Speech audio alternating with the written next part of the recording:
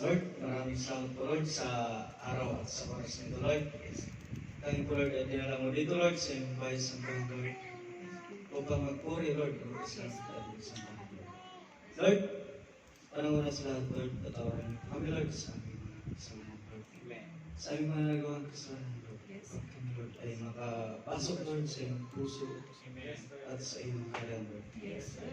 Lord, unang sa lahat ng gagamitin mo Lord sa araw na ito Lord, itago niyo po sila Lord sa iyong likuran Lord. At kayo lamang Lord ang aming makita Lord na nagsalita at nagliwanag sa aming harapan. Lord, Holy Spirit, gabayan niyo po kami. Binubuksan po namin ang aming puso at isip upang matangin naman ang maayos ng iyong mga banal na salita. Hallelujah.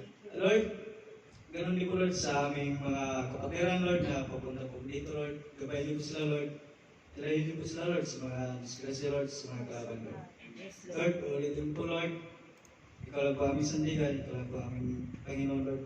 In Jesus' name. Amen.